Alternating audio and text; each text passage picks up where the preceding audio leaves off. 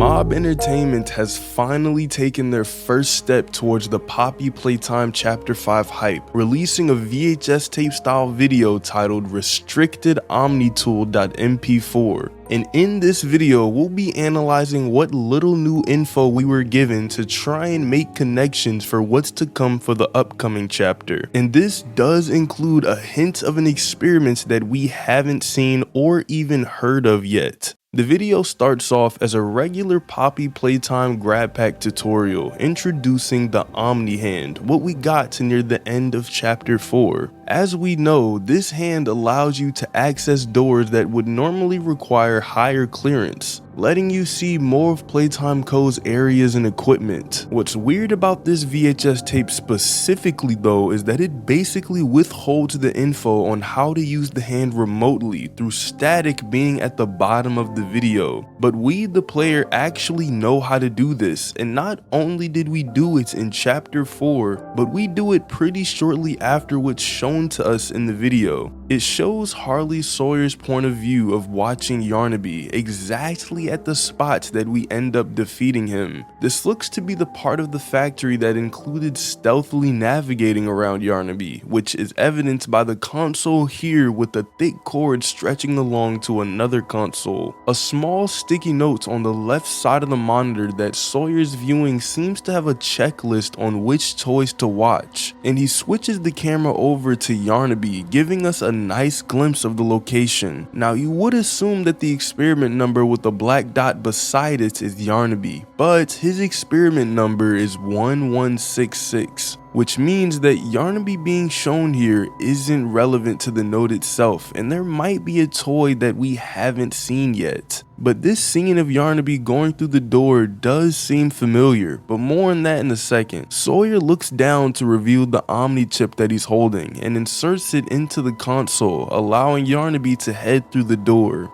Around halfway into the chapter, after successfully avoiding Yarny and reactivating the power, we're met with a red and blue scanner on opposite sides of this door. Once scanned, the door slowly begins to open, but before completely opening, Yarny pulls up behind us with the door seemingly opening on its own. And this scene seems to align exactly with what we see in this new Omni hand video, as the scratchy roar that Yarny does once the door opens for both scenes match perfectly. We go through here and then we use both of our hands, 1 and 2. Yo, that, no exaggeration, that took over an hour, probably over an hour and a half.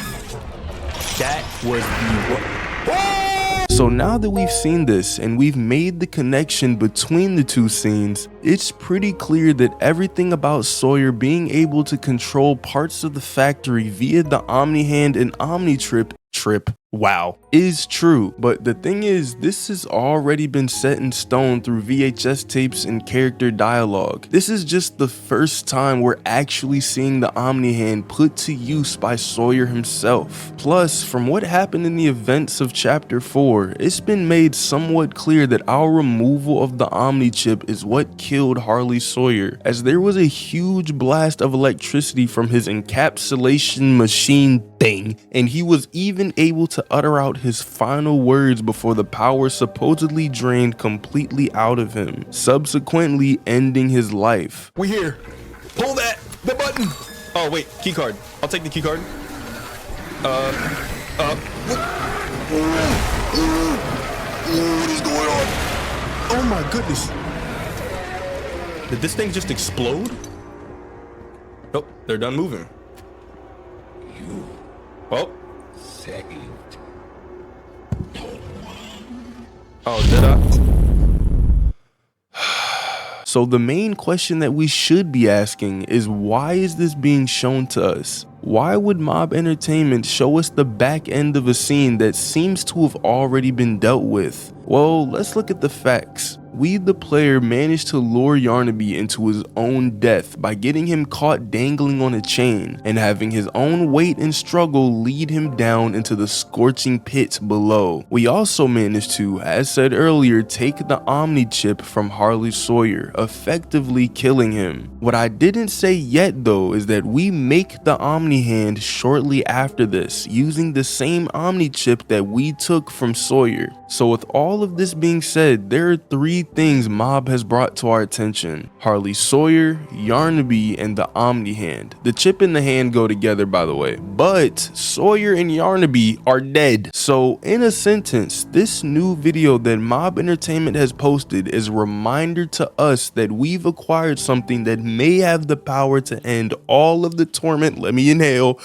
that we've been going through, and this short clip with Sawyer and Yarny just strengthens that reminder. How do I know this? Well, let's remind ourselves of the ending for chapter 4. We all know that it ends with Leith Pierre trying to sound all high and mighty, saying that this part of the factory is of the highest clearance and of highest security. Shortly after this, Huggy Wuggy speedily limps over to the door, basically emphasizing the security parts of Pierre's little speech. But no matter how much emphasis you put on the highest clearance part, the alarms, the locked doors, the VHS tape itself, it doesn't matter. The way the Omni hand functions is going to be the exact reason we end up getting out of this room unscathed. There should be nothing stopping us from just using the Omni hand to escape deeper into the factory through the door opposite of where Huggy Wuggy was. And it's possible that chapter 5 will start off with a chase scene just like that. Now that we've made this connection, let's go back to when Sawyer was viewing Yarny in the VHS tape. As stated earlier in the video, there was a sticky note with the identification numbers of 3 experiments, 2 of which we actually recognize and have seen before. Experiment 1172 has been heavily alluded to be Kissy Missy, and experiment 1322's identity is Doughy the Dough Man. 1007 is an experiment number that is pretty foreign to us, but what's especially interesting about it is the fact that it is one singular experiment above the prototype. This fact in itself changes things. Have we seen this experiment before? Is it an ally, an enemy? Why is Harley Sawyer supposed to be watching over it? It would make sense for him to be keeping an eye on Doughy and Kissy because they're technically his enemies. But if they're both on that same note, then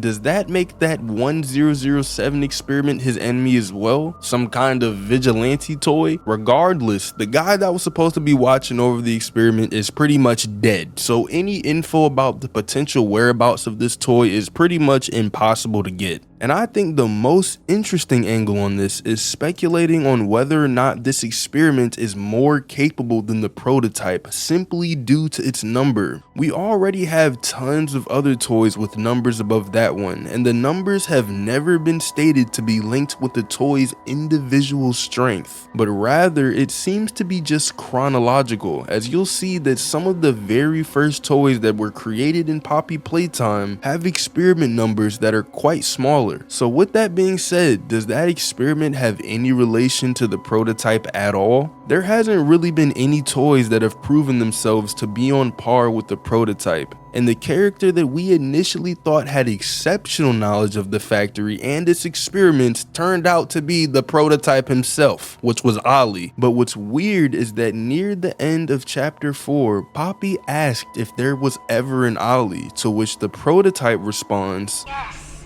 there was.